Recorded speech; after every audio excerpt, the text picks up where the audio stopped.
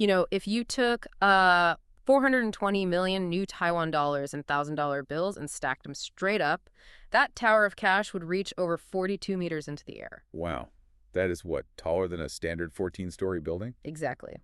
But for Taipei's ultra-wealthy, trading that massive mountain of cash for property, it isn't just a hypothetical. It is actually happening right now. Yeah, and looking through this stack of research you sent over for today's deep dive, I mean, the real estate reports, wealth migration studies, and that hospitality data from C9 Hotel Works and STR, the Capital Flow, tells a really fascinating story. Right. So our mission today is to figure out why exactly the ultra-luxury Four Seasons is entering Taipei in 2026. And, what that signals about the broader Asian real estate landscape. Because to understand the Four Seasons arrival, you really have to follow the money in Taiwan first. Yeah, right now, buying luxury real estate in Taipei, it feels less like buying a home and more like buying physical gold or just a really solid defensive asset against inflation. Well, the sheer volume of that capital is being driven by Taiwan's massive AI and tech boom. I mean, Taipei already has at least 82 centimillionaires. Wait, so individuals with over 100 million US dollars in liquid assets. Exactly. And that specific demographic is projected to grow by 150% by 2040. Which is staggering. But Taiwan's central bank does have strict credit limits in place, right? Capping luxury mortgages at just 30%. You would assume that cools the market down. You would think so. Yeah. But instead, we are seeing this trend of, well, what they call cash sweeps. Oh, like an institutional dark pool or a massive off-market trade in equities? Yeah. Just moving huge volume quietly. Precisely. Elite buyers are totally bypassing those credit limits by paying entirely in cash.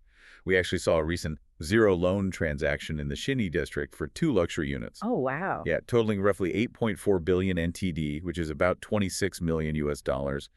Paying in cash just allows them to bypass regulatory scrutiny, speed up the transaction, and often, secure heavy discounts. Okay, hang on, though. You have this immense flowing liquid wealth looking for a sophisticated place to park. But if we look at the developer bringing in the Four Seasons, Yuan Li Construction, Right. they originally planned to build a commercial office building on this prime plot right opposite Taipei 101. Usually, developers just throw up a commercial office tower on prime land like that because corporate rent is safe. It is predictable.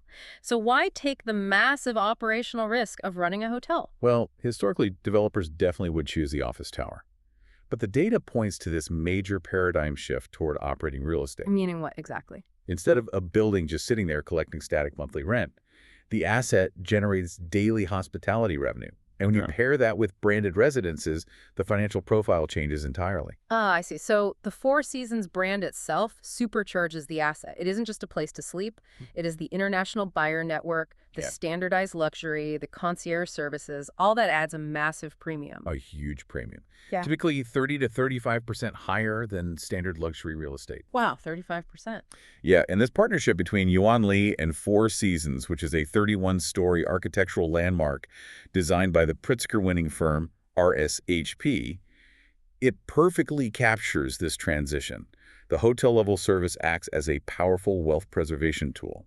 So if Taipei's elite are parking their cash locally in these branded assets, what is happening to the traditional Asian wealth hubs? I would imagine cities relying on inbound foreign money, like Hong Kong, must be feeling the squeeze right now. Oh, definitely. Hong Kong's luxury sector is visibly sluggish. Because their currency is pegged to the strong U.S. dollar, it is highly expensive for inbound visitors. Right, so that prompts lower visitor spending. Exactly, and it pushes locals to travel outbound to cheaper destinations like Japan.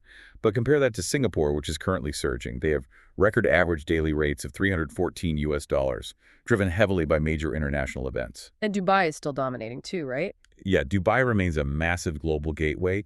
They're holding near 80% occupancy. So Taipei basically seems to be leveraging its own internal tech wealth to emulate the market resilience of Singapore and Dubai, essentially shielding itself from the slumps we are seeing in places like Hong Kong.